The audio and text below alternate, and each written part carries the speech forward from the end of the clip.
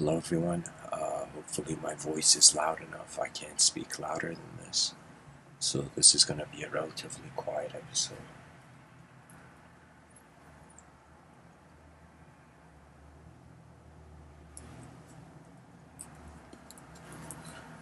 I wanted to speak about a temporary performance upon an eternal stage and what that would mean.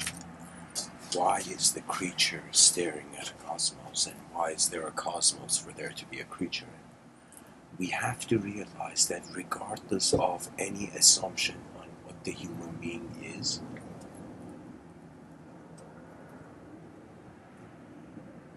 we all start off as creatures in an unknown landscape, and everything that we see that we know as a species has been through the efforts of those behind us, those before us, and the effort of our eyes now. So when you realize it's kind of like being street smart in existence, you're noticing that we are temporary creatures. We open our eyes in a world with a certain advantage. You gotta quickly calculate your advantages and disadvantages. And let me tell you something interesting. Most people, without realizing it, subconsciously are living beyond without time, without a consideration of time. And this is why suddenly it comes to us as a shock when we realize in life that it has an ending. Right now, as I'm speaking, every human being you know, their life has an ending. And based on the civilization, it could be a beautiful one or it could be not a beautiful one.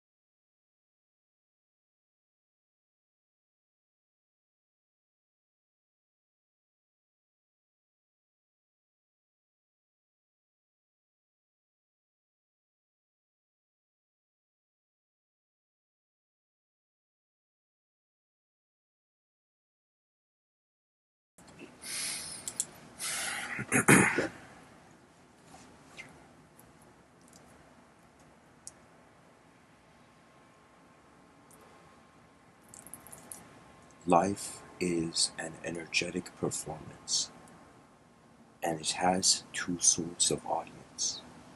You, most immediately, are the inner audience of your action, and you're also the actor. Behind your eyes, you're the one moving this, and you're also observing your movement. That's the nature of our design. We are aware when we move, or we'd be sleepwalking in the day, like that'd be ridiculous. We are aware of our movement, we can realign it, uh, redirect the movement. In front of our eyes,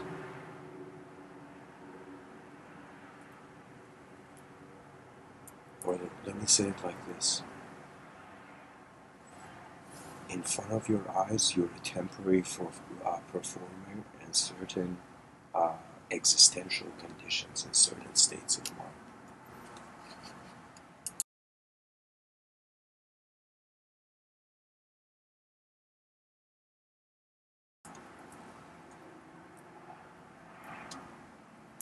Behind your eyes is the only stage that time doesn't touch.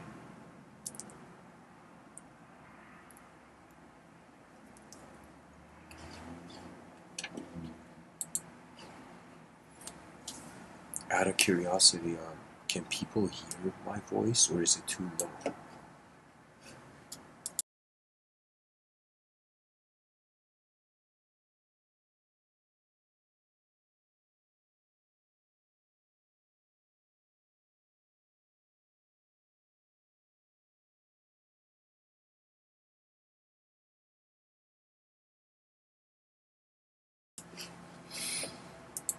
Okay.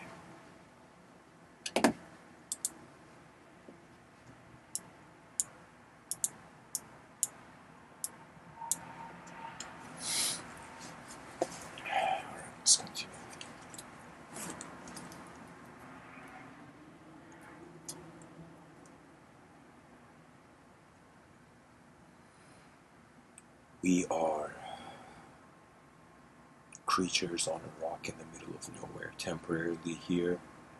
Most of our lives, our attention goes to our inner realms, and we do require symbiosis with the outer realms. You need to move, you need to climb Maslow's hierarchy of needs in your outer realms. That means you gotta take care of the physiology, then take care of the psychology, and keep heading towards some sort of self-actualization. But the issue is that people are climbing their inner mountains, and many people, the way the world comes across is, even though you see people walking in the street, you are in a different room of mind. And when you realize this, it has a very powerful influence on how you see reality. That means right now, you listening to me, you can see I am in a room of my mind. And you are listening, you are in your room. And when you hear my words, it's like a satellite from uh, one universe going into another, from the edge of the solar system going beyond. You know, what does that mean? That means we are keeping the world as the world. Yet the world deviates from what we think only and from what it appears to be because it's too big externally.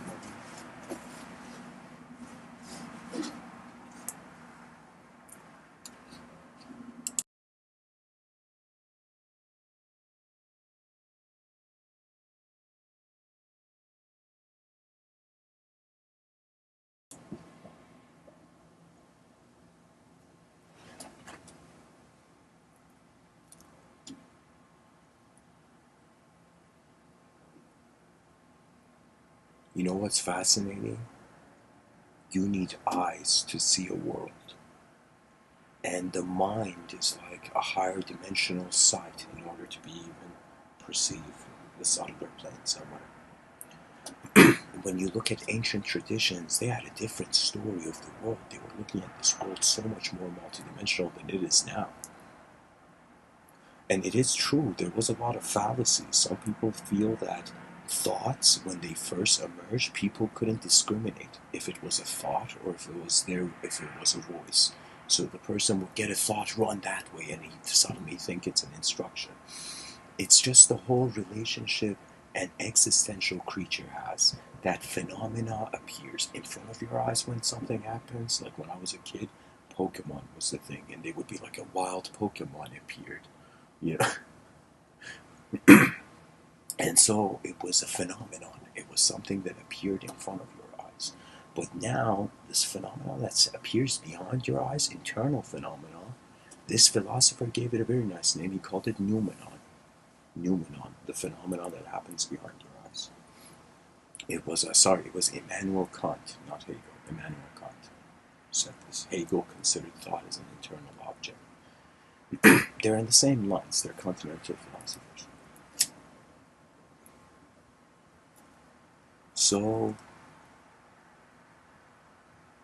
this inner phenomenon now is the clue that why is it we are temporary creatures, but we have an intelligence that fathoms beyond our temporal, beyond how temporary we are, you know?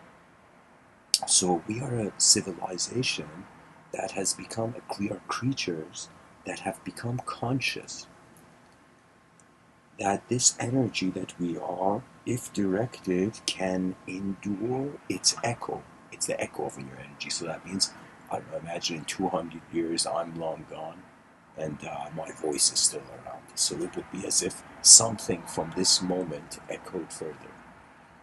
This is why I'm telling everybody to write. Writing is the one.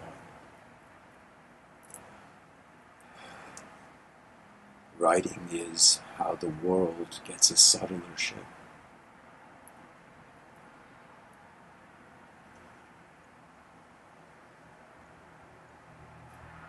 For me, it is nice. It is true. You cannot give the same speech when you're in the front lines of a battle compared to when you're not, when you're back, back in where the tent and the camp is. You see, there comes a responsibility with entering the new. That effort must arise from you. Many people don't understand this, and many people misjudge their own ability. I don't know how many people know this, but many people misjudge their own ability, not realizing the language is the program of activation. That whenever you are a new self, or you're experiencing something new, there is a shift, there is something that happens.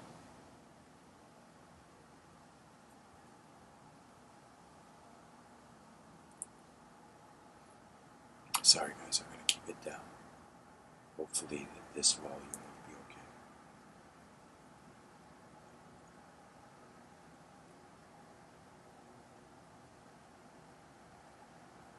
We are temporary performers in this life.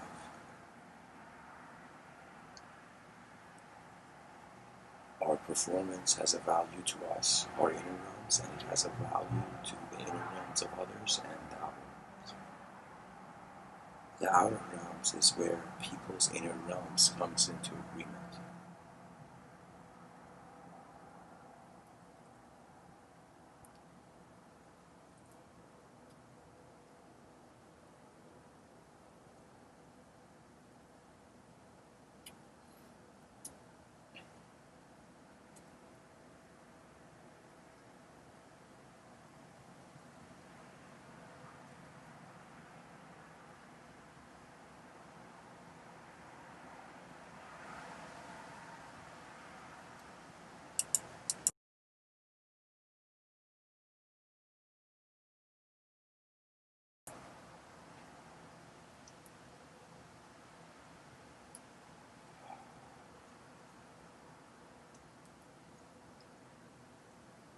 There is this poet named Rumi. He says, out beyond ideas of right doing and out beyond ideas of wrongdoing, there is a place. I will meet you there. He says, when the soul sits on that grass, the world is too full to talk about.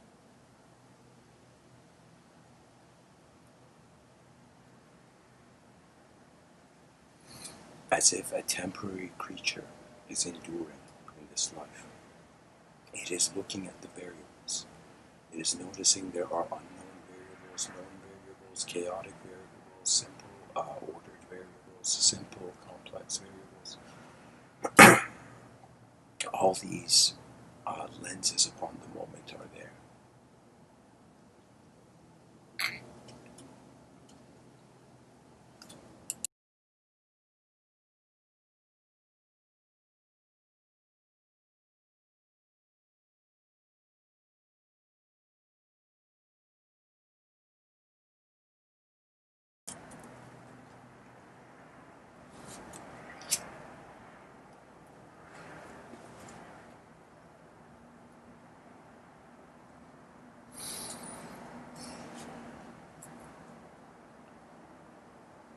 We are a species that doesn't know everything, that is in one view a disadvantage, in another view it is an advantage. Sometimes I think about this obsession of modern metaphysics with, I don't want to say obsession, I mean, it's countercultural forces. Back in the day, people saw things as metaphysical, now people see things purely as physical. It's going to shift, it's constantly going like a wave. You know, in the ancient Greeks, they saw gods walking in clouds. Now clouds are just clouds, you know. We freed clouds from the feet of gods in our mind.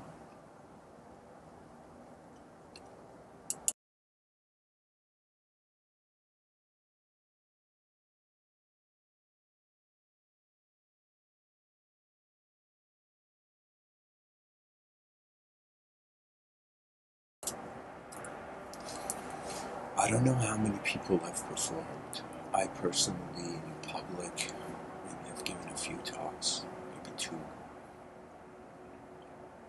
I have given talks in groups, but with microphone.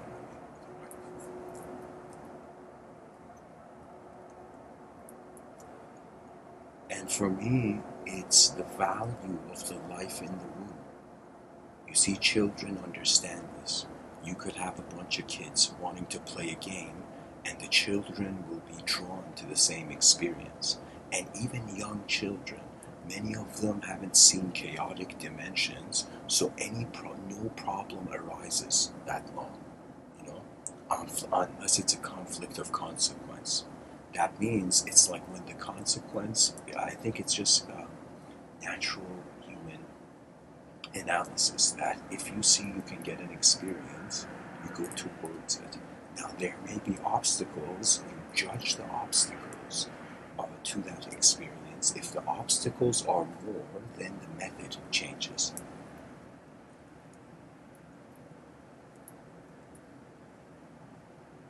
We are, it's as if we have the microphone of manifestation in our hand for a little while. Little while compared to how long the universe is, how old the universe is. We are just, it's like my existence right now is like a nanosecond compared to how long things have been here. You know, but I wonder about this tiny percentage of this very tiny, extremely tiny percentage of visible human life that we're in. So the temporary upon an eternal stage is kind of like an identification with eternalhood to be the opposite of the matter which is temporary. What does that mean? That means right now we're identifying as individual, objective-oriented creatures. Now we do have names and backstories and personalities and whatnot, but the subjectivity is evoked. It's like it's added. Like there was a point where the creature was probably just sight, you know. To be honest, I have no idea. I mean, the view I have is that nature has been conducting us. That means evolution is the only way, I think, one of the only ways that life can arise. Even though we have people in Japan and China cloning kittens and whatever, but I'm saying, I'm saying, like,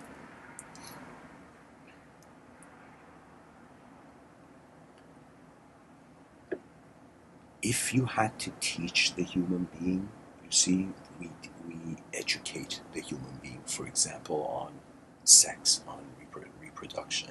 Do you know? But when you think about the early human beings, if they had personalities, it would be impossible for them to figure it out. It would be too complex. That means it was nature's mind moving us. And when you look at nature, I think it's going a certain bird pattern. What do I mean?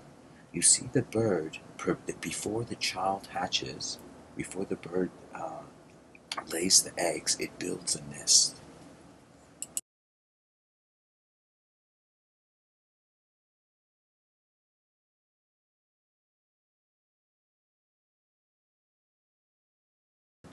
It builds a nest,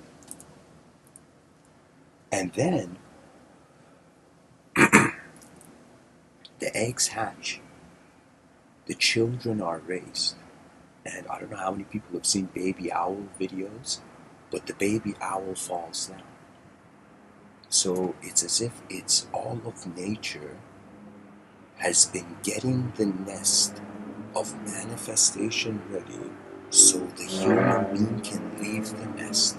Sometimes poetically, in my poetic writings, I said, what if man, humanity, and all our visions and stories and history, they are nothing, and we are just the earth's attempt to go beyond itself? As if this planet was like, I'm just stuck here, you know? And nature decided to build airplanes.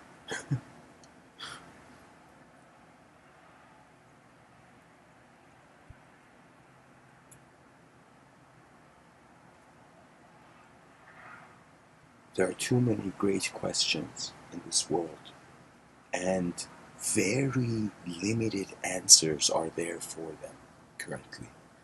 And the children of the world, due to this unnecessary, let me tell you, the educational system, did you know it got possessed? I'm not joking. The educational system got possessed. Do you know what it got possessed by? the economical sector. What does that mean? That means we stopped caring for knowledge for the sake of knowing, but for the sake of economical consequence. For me, the educational system on this planet is messed up. I still haven't seen it changed. Since childhood, I saw it. I'm just waiting. I'm just Mr. Within. It's just waiting, looking at the educational system. Like, you serious, bro? You're not going to change? Because the system doesn't realize everybody is an explorer. And this world needs explorers. The educational system has this stupid idea of teacher student. What is this nonsense? You know? And not that it's wrong, not that teacher student is wrong. A lot of transmission of history, oral, it was oral before writing. It was like people were talking about things. you know, before the paper problem was solved. Like, some philosophers wrote on stone. Do you know how insane that is? Sometimes I'm so grateful when I see a notebook. I'm like, oh my god, back in the day, like, some ancient Greek philosopher wanted to, I mean, in Greece, probably there was, but what I'm saying, before, imagine, like, the early philosopher was like, damn, I gotta write my whole essay on a chunk of rock. And, like, the whole day would go in writing 2 words, and the guy would be tired.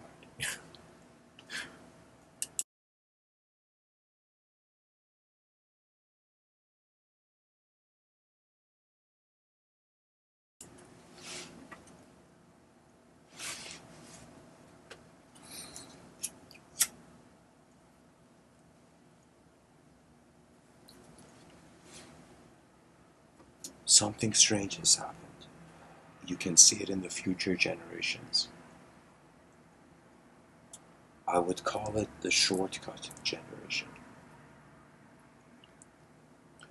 Many people in their inner life is more able than their outer life. This causes the person to either go into their inner lives or constantly attempt to go towards the outer life. And the whole issue with human psychology, that once it's brought to the level of language, it has been transformed into a lifeless object. What does that mean? That means, imagine you were standing here and me and all the other viewers in this talk were talking to you in a certain way.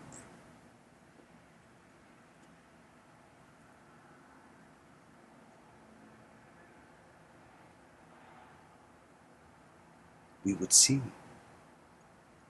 or you would see, that it's as if we have reduced you to an image of you. You know? That is the thing about the world. It's very hollow, I would say. I've met like, in this lifetime so far, I've met a lot of people.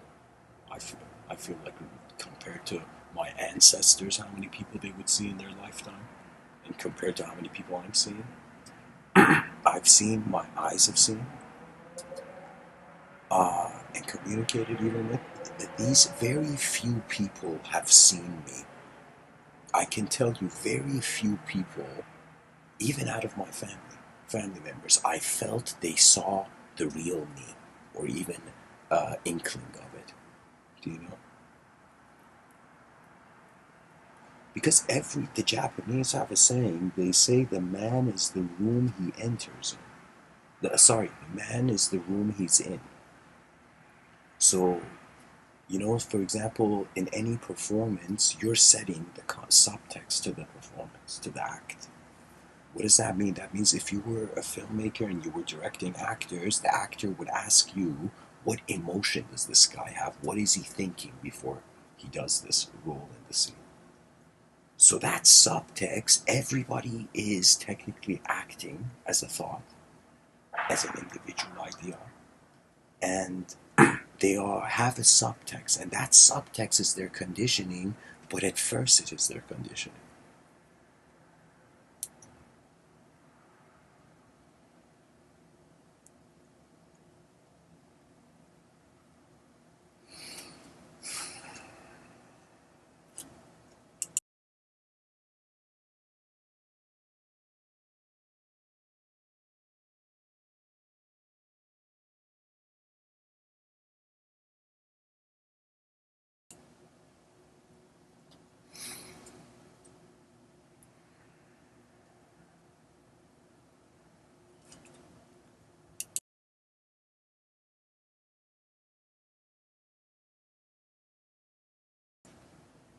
I don't know what it was about this wallpaper.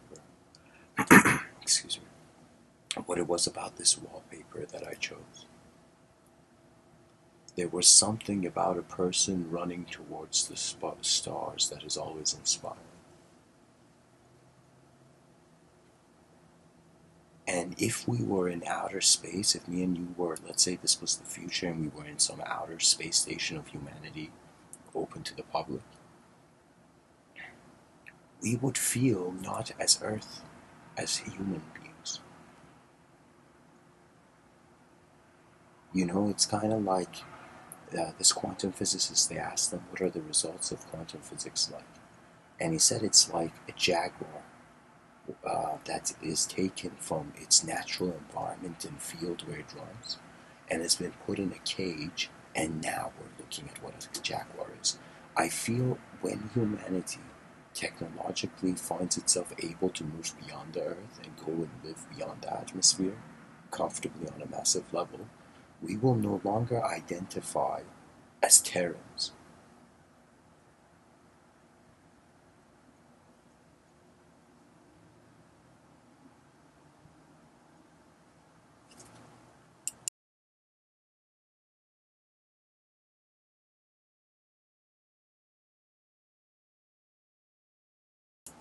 We would be outside of our natural environment.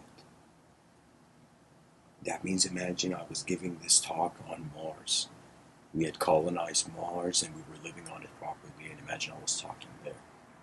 Would we feel like only one planet kind of being, or would we go on Mars and feel like this is a second Earth? Or it maybe could have been.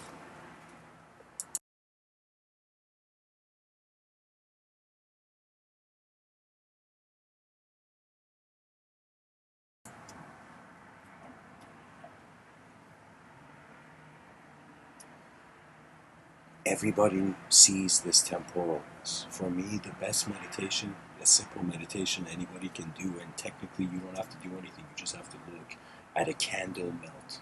Look at a candle melt from the beginning to its end. Stare at a candle, you know? I mean, like, don't stare at the flame, but just notice how uh, time is the stage. This is why I was drawn to trying to figure out what my mind was, because the questions about the physical body, I noticed they're being answered on a massive level. So many people are going towards the sciences now. There's nothing wrong with that, and that should be promoted. Science is like, if you don't care for science, you haven't looked at the world properly.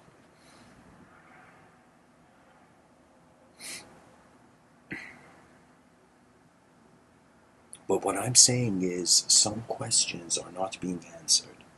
And when you see that candle flame end, you see it's as if this mind that you have right now is the flame.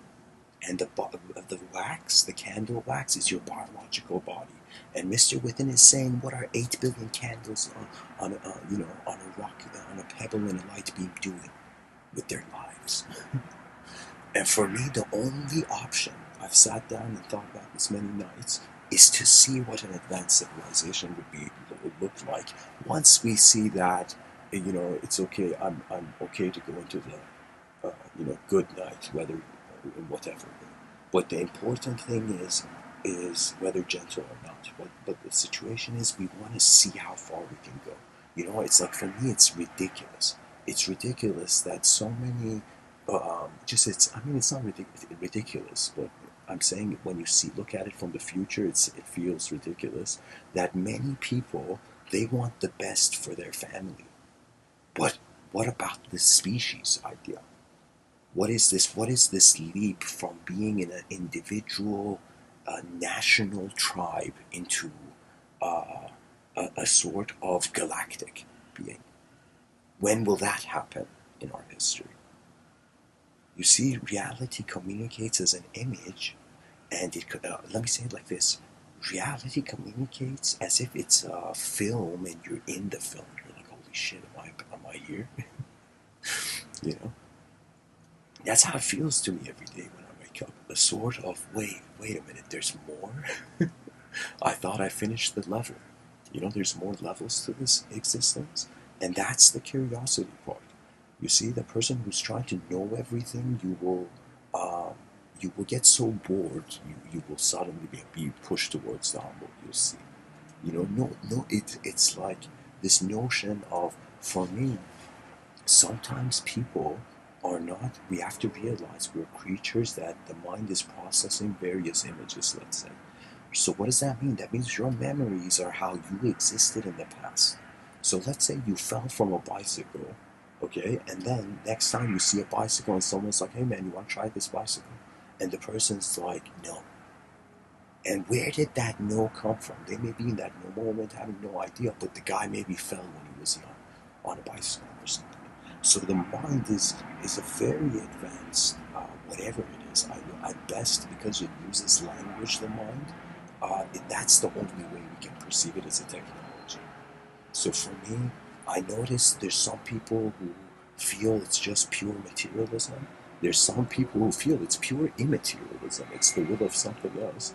And I was like, what is in between these? What is it that every ideology in the world has in common?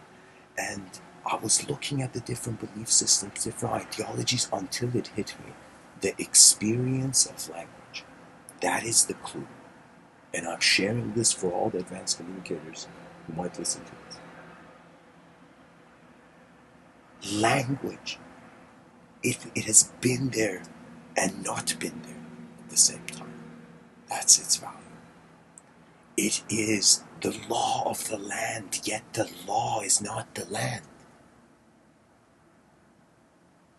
But it is of it. In Christian wisdom, Christ said these incredible words, and he said, to be in the world, but not of it. Now that sentence is huge. That is huge. That is like, that is like, um, you being underwater and then somebody telling you, hey man, get out of the water. And you get out of the water and you suddenly realize you were in it, but you were not of it.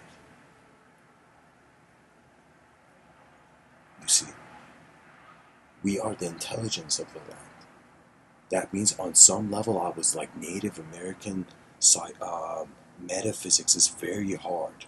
It's very, very complex for me to see Native American, because you see, it was like Columbus is, even though he's perceived as somebody who, from the um, old world view, was a great man. He explored, found somewhere new in the world. Like that was a huge event, knowing that there's something else out there. But the issue was, of course, after all those days on ship, he was probably not in his right mind, and culture was savage, maybe, and we saw what happened, some tragedy, massacre of native peoples, of the Native Americans before, and they thought it was India. They thought they called it Native Indians. You know, so it's Americans. You know, but it was a land that I feel it didn't have a word. Maybe back in the day, of course, in those tribes, it must have. But I'm saying it was like it's. This is why I feel it's very hard, because imagine you're someone, you're walking in nature, and you see everything as like nature is alive. Nature has a spirit of its own. Now, when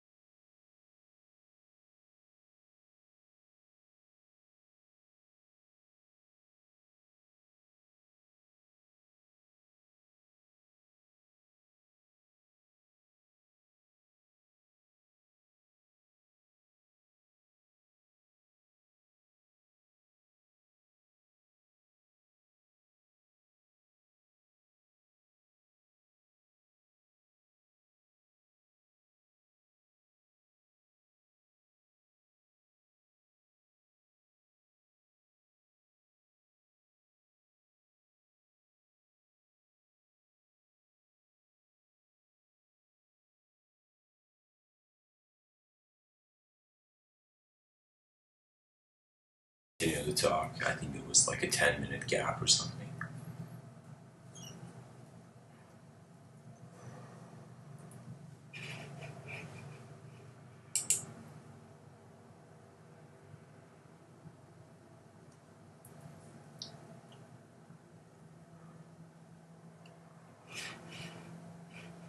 Okay, it's back.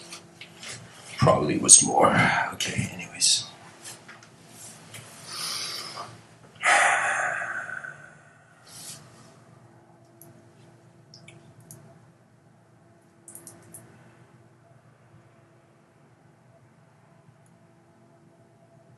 You know, it's not just about the human being finding the right knowledge. It's like after you know, what happens then? Is it just enough? Every moment in my life where I felt I knew something about the world, the next day there were dimensions to it open up.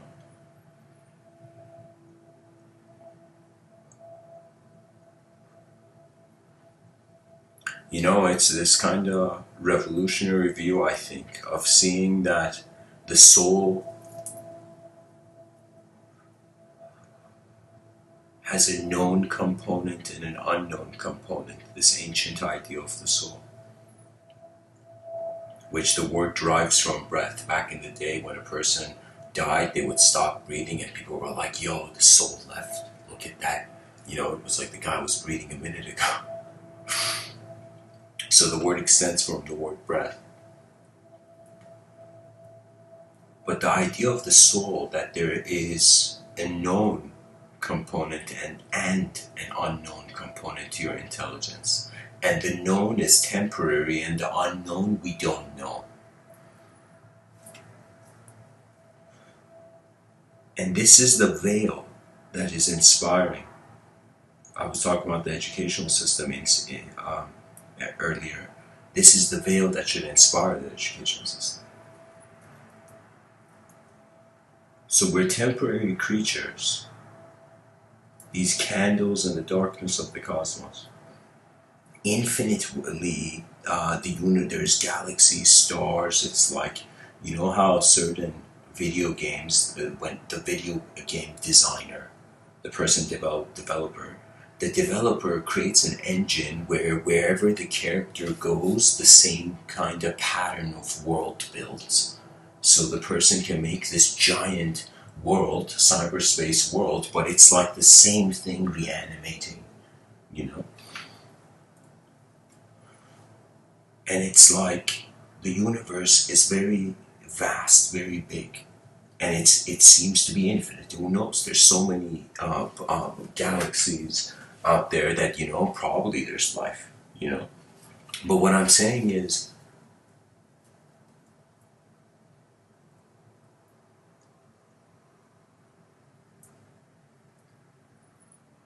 an infinite manifestation. Existence seems to be unending. We can't see the edge of the sky.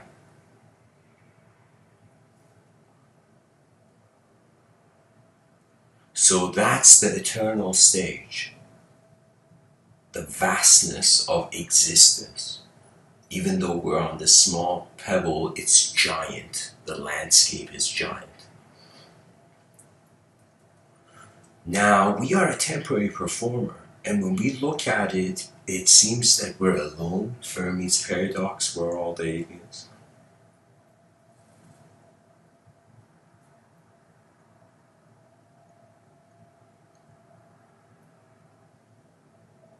We are ultimately performers for our future. That means if life is seen in the moment to be a temporary performance in an eternal stage, because we're temporary, that means this is our act. This is the act of human existence. This is the phase that human beings roam the earth.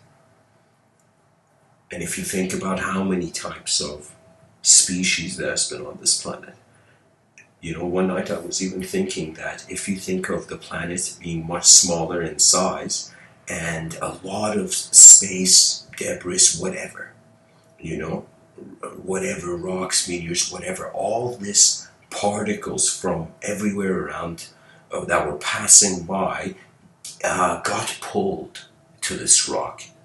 And this rock got bigger and bigger, and how, if imagining all the layers being built on this rock with all the stuff, it's gravitating towards itself. The bigger it gets, the more it gravitates, let's say, even though Albert Einstein spoke about a different sense of space-time, different sense of gravity. But classically speaking,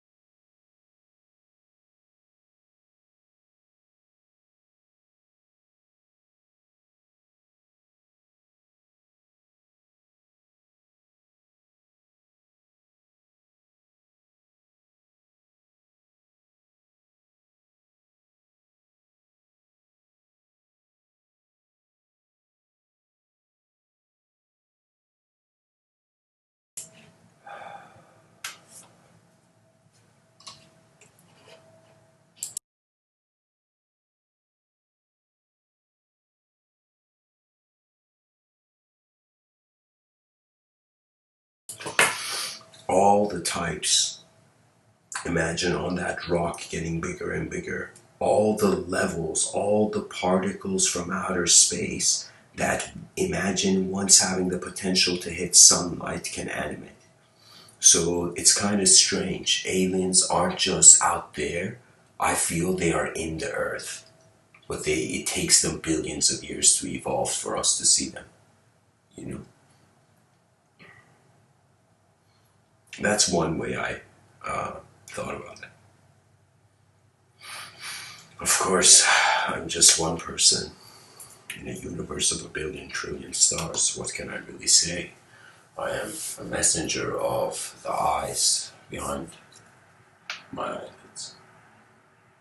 That there is a mind here, I will tell you, and that this mind is not meaningless. This mind is not just a set of atoms moving. It is not coincidence, it is not destiny, it is all of life.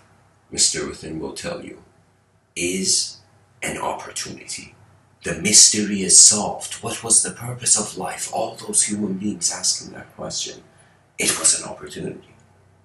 It was an opportunity. And for me, it's as if everybody's DNA, all these different human beings on the same rock, we are all instruments. And I'm just waiting, and I'm like, when will the songs of advanced civilization be heard in the streets? When will human beings run towards this? What greater boon is there to fetch if we were savage still? That means if you were evil, don't you want to see an advanced civilization? If you're a good person, don't you want to see an advanced civilization? And that means the effort of the temporary performer can be directed towards a means. But for most people, they just want to get by. When life becomes a process of experience, experience is like the face of energy before it has a face.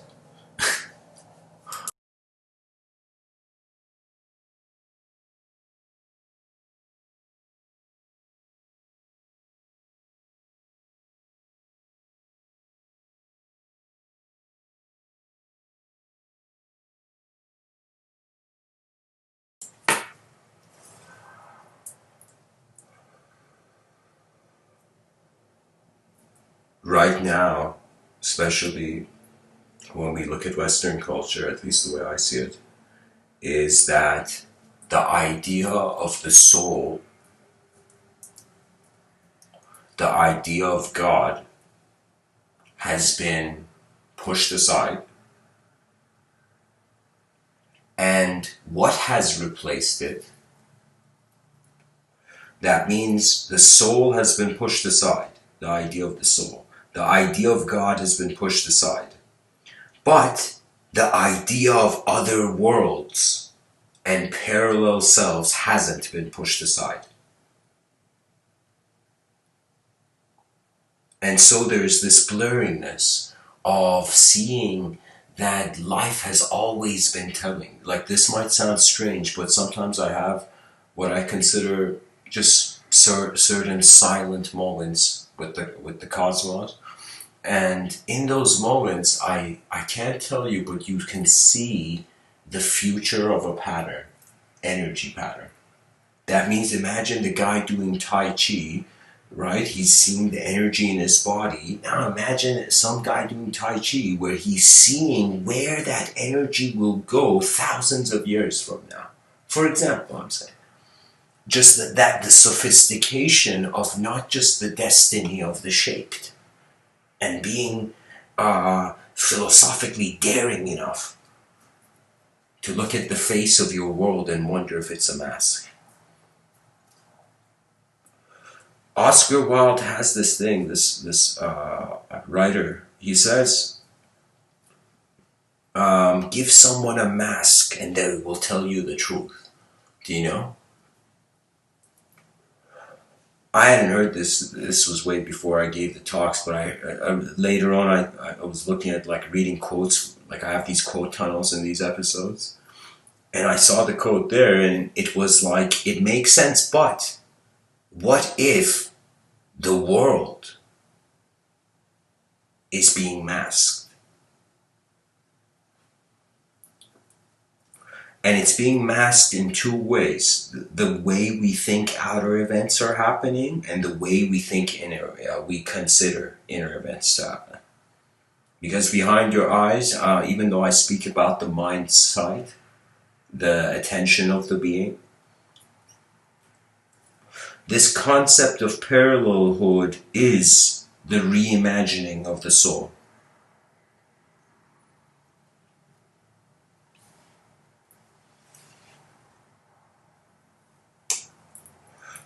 The soul is a very strange idea. You go, you speak about it in secular circles, they're like, hey buddy, you're in the wrong room. You go speak about it in religious circles, they're like, it's the secret of God, don't be blasphemous. And then you realize it's as if there was nobody to listen to the mystic back in the day. Because there was something more. You see, there's certain quotes I share in these talks from Rumi, Hafiz, Attar. These were dervishes, these were Sufis. Now, I don't know how many people know about certain historical events in the East, but Sufism is like what Gnosticism is to Christianity. Sufism is to Islam. Now, there's this idea that the Sufis, before that, they were very nature-oriented beings. And so there's this story, I'm just sharing a story I heard online, but I feel it's worth sharing. You know, the source seemed accurate. The person seemed to be an expert in the interview.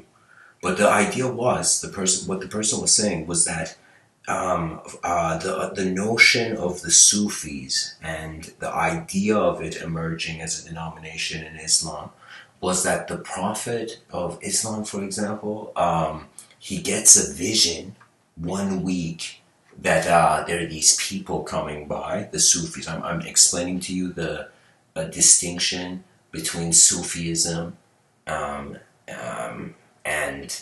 the religious precision, not precision, wrong word, religious strictness of it. So what happens is the Prophet Muhammad comes, and these, what do you call it, these Sufi people, these dervish people, back in the day, I'm explaining to you an event, and these people come to the Prophet, and the Prophet just looks at them and says, I believe in one, just one truth to everything, you know, a singularity. And the Sufis were suddenly, they're like, okay, we see the same thing too. Now, after the Prophet of Islam passes away, what happens to this is that there's some people who are going in mosques and heavily praying, following the religion as it was said. And there were these Sufis who were staying outside of the mosques, and they're like, if you have understood this love of God, why are you going in a building Do you know? So there was this difficulty between these two groups, which eventually in the future, one became obsolete, more obsolete, and the other thrived. But what I'm saying is these ideological systems, these people, it was a behavior of one person was saying, if you see that there, if like whatever you're calling your truth, if it is true, why is it conditional to your location? That means if the experience of any sort of, for example, in India, you go, they have many shrines. And so it's as if, why do you need the object if the whole experience is subjective? You see what I'm trying to zoom in on? So it's kind of like various conditions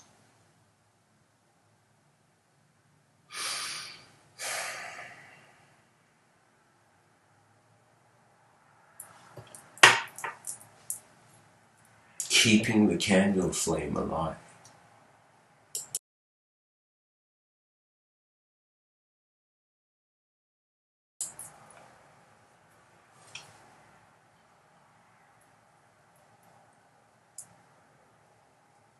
Human beings will realize that communication is the gift from the unknown. The sophistication the human mind has with language, the most immediate distinction of what separates a human being from other species. We are aware of our mortality. We're aware of the temporary performance. Yet, we are inspired by this eternal urge to continue. Isn't that interesting? That evolution is an eternal direction. That means if we became immortal, it would be endless upgrades till the end of time or whatever. So I'm saying that the thing is, there is, I guess, different kinds of knowledge, you can even say poetically. That there is a knowledge that comes from the direct experience, and there is a knowledge that how that direct experience has a sunbeam, which is how the image of it echoes in other people's minds. So it's like, for example, when I speak, the inner realm vision of the subject I'm speaking about, it is like the sun is behind my eyes, and through my voice, its beams are coming, and the beams are not the sun. So whatever you hear from my words is not the totality of my experience of my inner realms at the moment as I speak. And it's like that for everybody. That we see way more than we can communicate. And the best way for, I think, people should organize their lives is they should just think, what would people do in 1,000 years? And what would that mean now? Because when you properly wonder about the future, you're looking at what is happening now. You're studying a pattern of movement in the current moment. This is how I'm inspired to write a lot of science fiction. Because I looked at what is happening now, and I wondered about this endless endurance of that phenomena going, not just continuing. That means for me, evolution, where's it going? Where's it going? Some people have spoken about it as if we are the intermediary for robotic intelligence, that human beings are going to become extinct and technology is going to go explore the rest of the universe.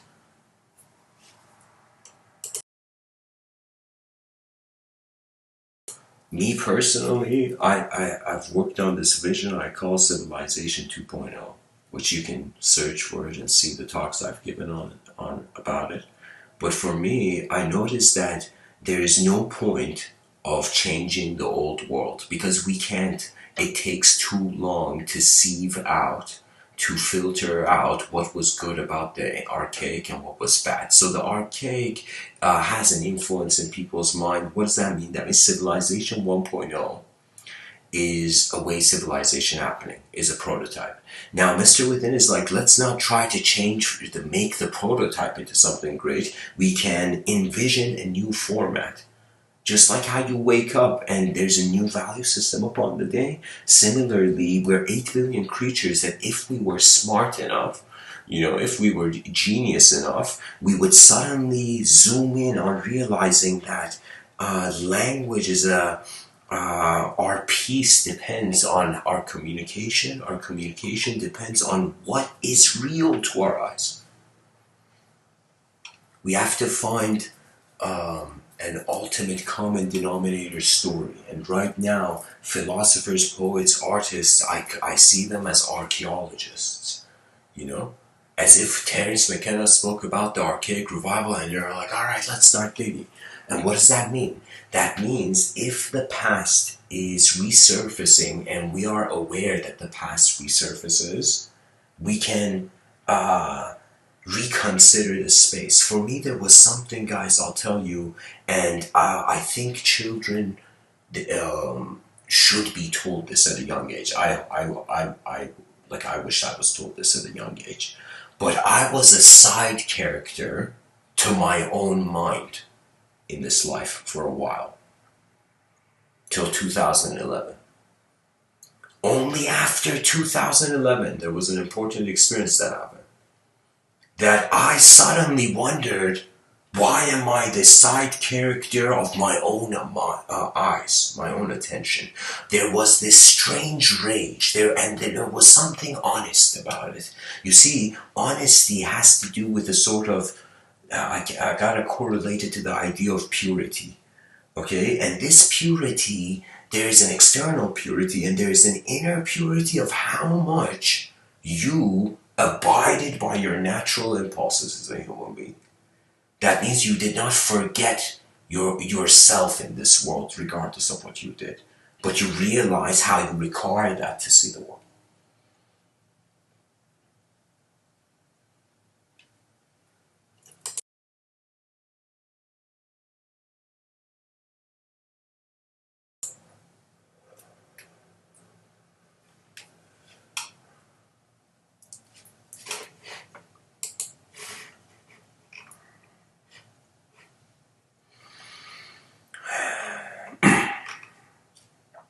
It's this funny thing. When I realized I'm the main character of my life, I suddenly realized that just like every other human mind, every person's eyes, you are the pilot.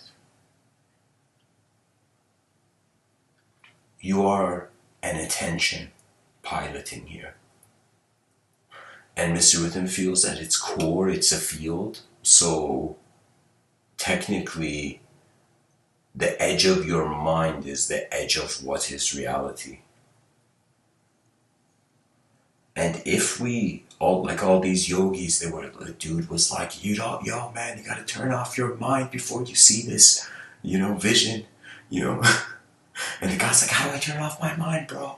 I can't find the switch. And little did people know, you know what the switch is? And it's not about turning off the mind, it's just about finding the observer. And you know what the switch is? Silence and stillness and watching your moment of being. Very simply. That's it. If you notice, most dishonest action occurs when the person wants a complexity. When the person wants something too complex, so the how do I say it? I've seen this. I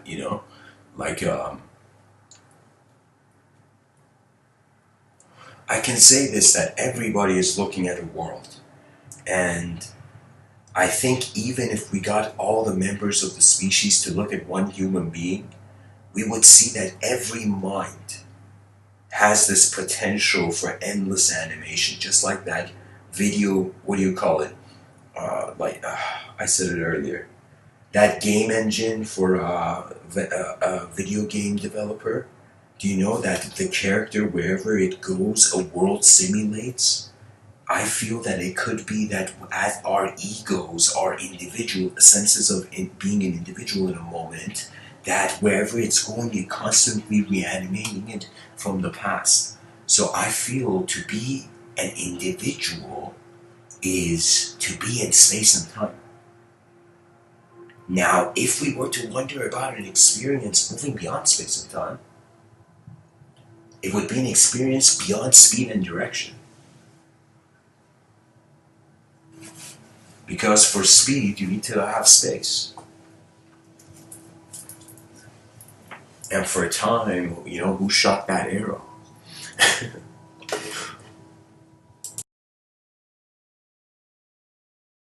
Better yet, who shot that arrow in the void,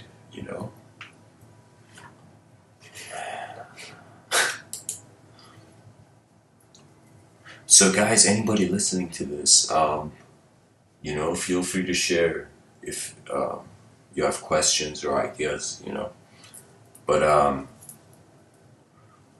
my attention's like a bird, it doesn't fly on all branches,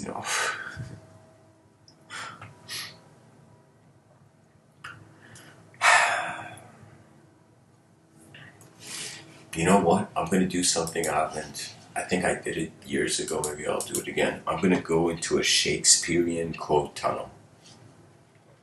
This is Mr. Within's Shakespearean quote tunnel. I'm pretty much gonna look at what Shakespeare said, and we're gonna get a sense of this man's inner realms in accordance to, if we can consider him a genius of theater, then if life appears to be a theatrical performance, let us see the inside of, Shakespeare's eyes. Imagine he's just complaining about the conditions of the time. No, joke. Okay, here we go. So guys, a quote tunnel is a segment of the show where I read just a bunch of quotes. That's simple enough. Shakespeare says, from Hamlet, Act 3, Scene 1.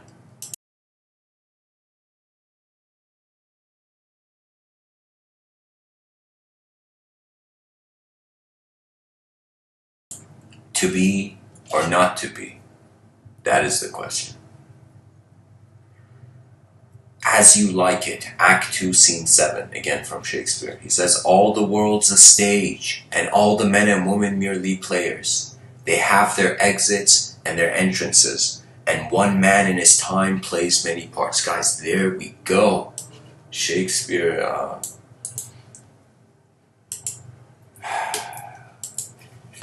there we go, spot on.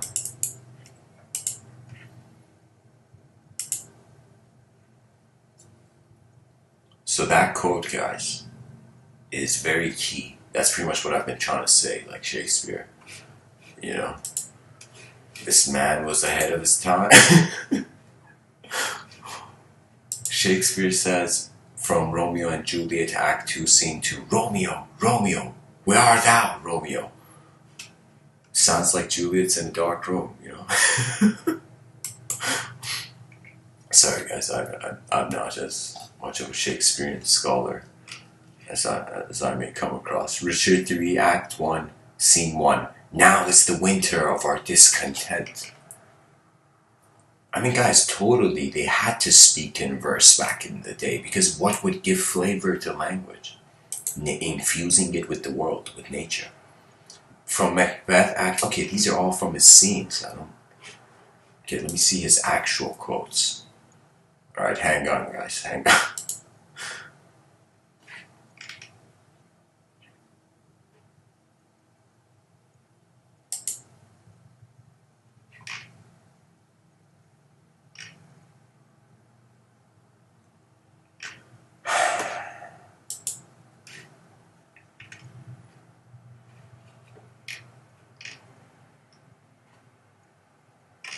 Alright, I gotta try another site, guys, hold on.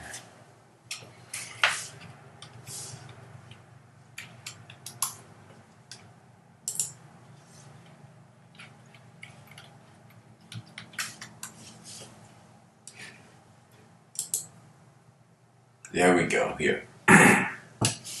So guys, these are from Shakespeare, these quotes, I feel.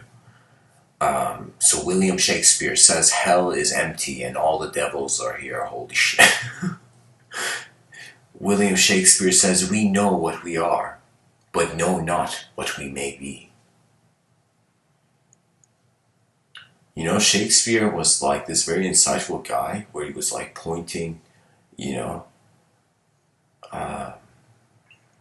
Anyways, here, I'll read this quote. So William Shakespeare says, ignorance is the curse of God. Knowledge is the wing wherewith we fly to heaven. William Shakespeare says, a fool thinks himself to be wise, but a wise man knows himself to be a fool. William Shakespeare says, love sought is good, but given unsought is better. William Shakespeare says, love looks not with the eyes, but with the mind, and therefore is winged Cupid painted blind.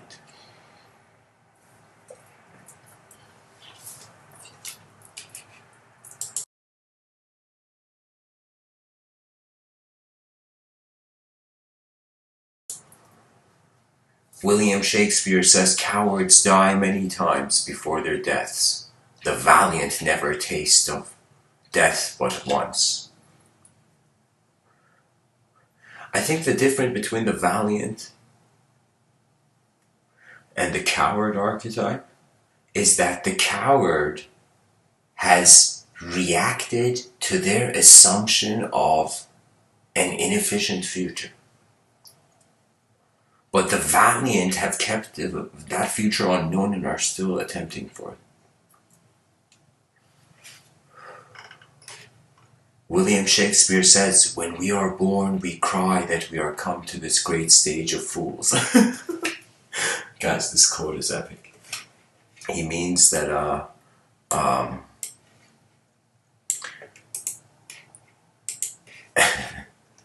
mean, back in the day, that's how far. You could totally see there were definitely some problems,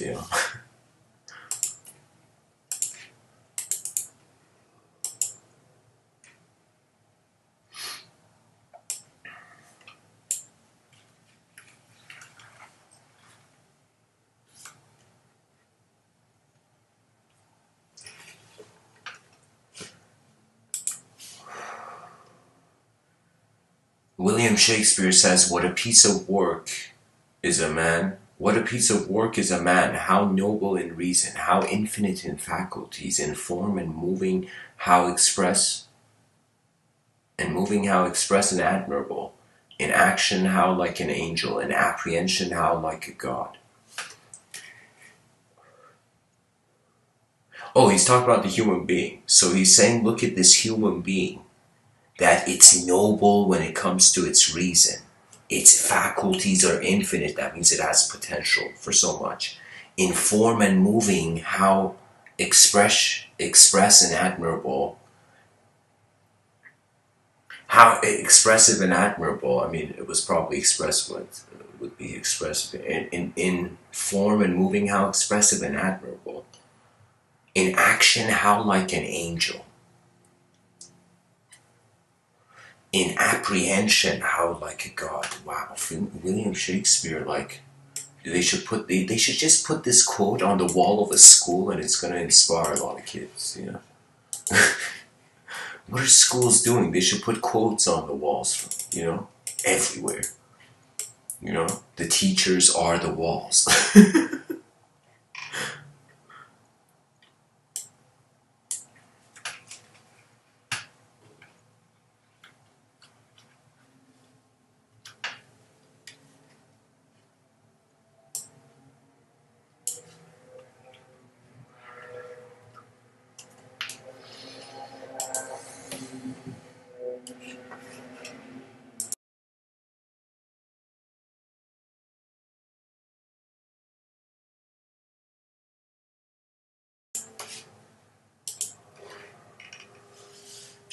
William Shakespeare says, if you prick us, do we not bleed? If you tickle us, do we not laugh? If you poison us, do we not die? And if you wrong us, shall we not revenge? He's noticing the cultural cause and effect. William Shakespeare says, all the world's a stage. Oh no, I read that. Oh guys, this is a more fuller quote, so I'll read it. William Shakespeare says, more complete quote, all the world's a stage and all the men and women merely players. They have their exits and their entrances, and one man in his time plays many parts, his acts being 7 ages. William Shakespeare saying, if you... Oh, no, I read that. He says, sweet are the uses of adversity which, like the toad, ugly and venomous, wears yet a precious jewel in his head.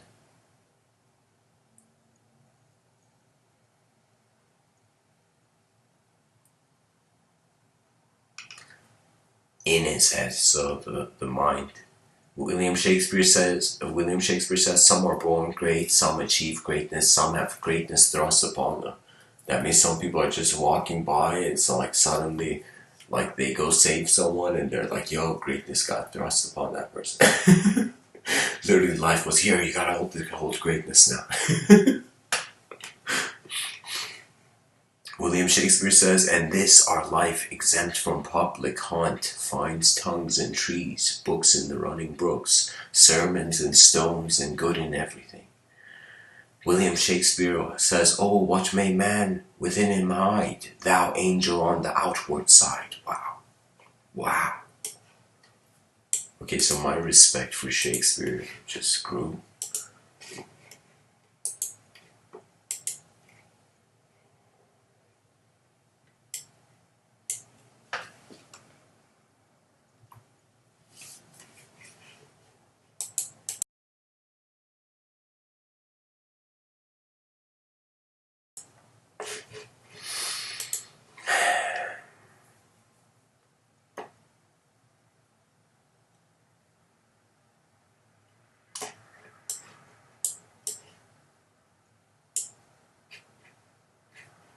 William Shakespeare says, one touch of nature makes the whole world kin.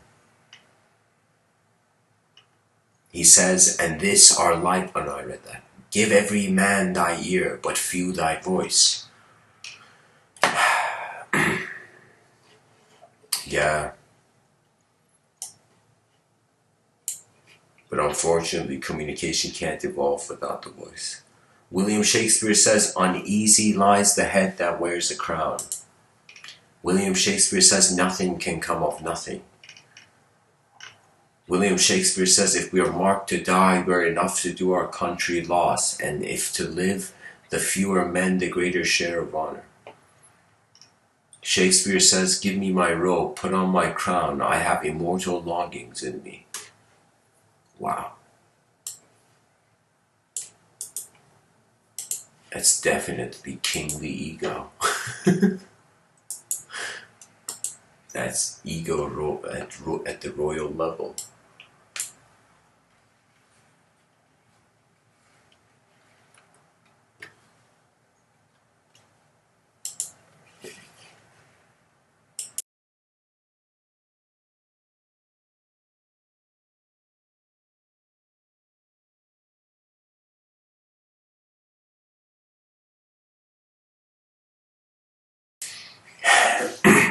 William Shakespeare says, having nothing, nothing can he lose. He says, if to do were as easy to know what were good to do, chapels had been churches and poor men's cottage, princes' palaces. William Shakespeare says, what's done can't be undone. William Shakespeare says, speak low if you speak love. William Shakespeare says it is the stars above us govern our conditions. Shakespeare says an overflow of good converts to bad. Give thy thoughts no tongue. William Shakespeare says, a man loves the meat in his youth that he cannot endure in his age. Okay. William Shakespeare says, though she be but little, she is fierce. William Shakespeare says, better a witty fool than a foolish wit. William Shakespeare says, I am not bound to please thee with my answer. William Shakespeare says, oh, for a muse of fire that would ascend the brightest heaven of invention. Shakespeare says, God has given you one face, and you make yourself another. Wow. What are people teaching about Shakespeare in schools when the dude said such quotes? I don't understand. Children are getting bored in English class in schools when Shakespeare says quotes of this depth? Like, what is the educational system doing? You know, dishonoring Shakespeare. That's what.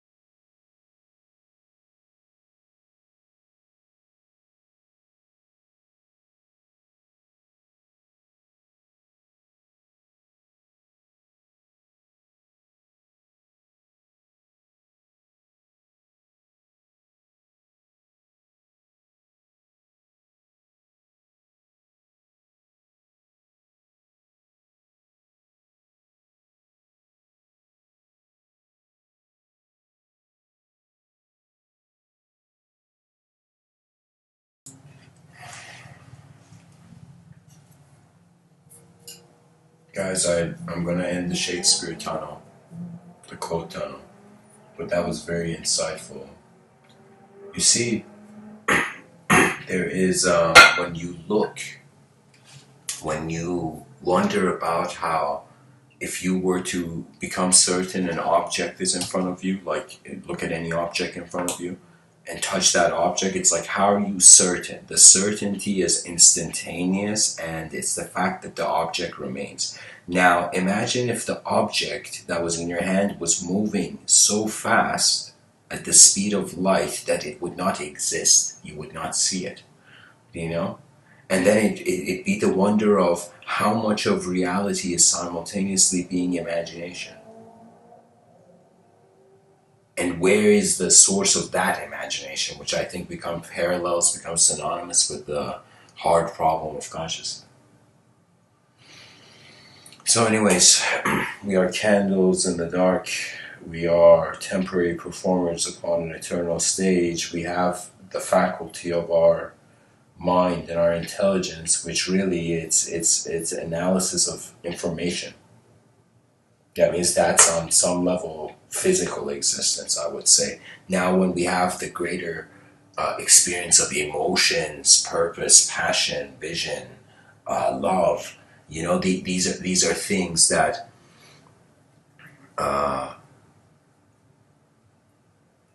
they surpass objecthood. So that's the end of the talk, guys. I'm going to open up to Q&A for 10 minutes. If anybody has a question, feel free to share. And or any comment. Yeah. Thanks for listening so far. Anybody writes the question, I'll enter cyberspace to answer. Blessings.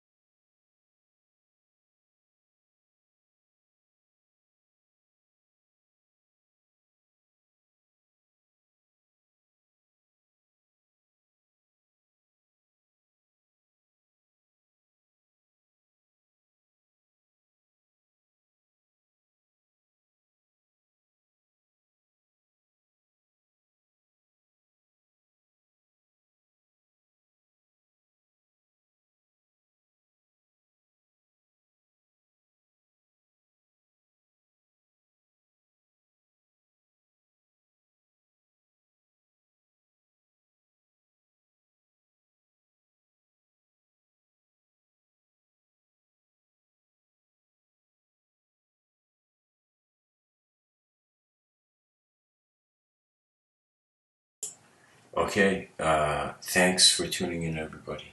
Blessings.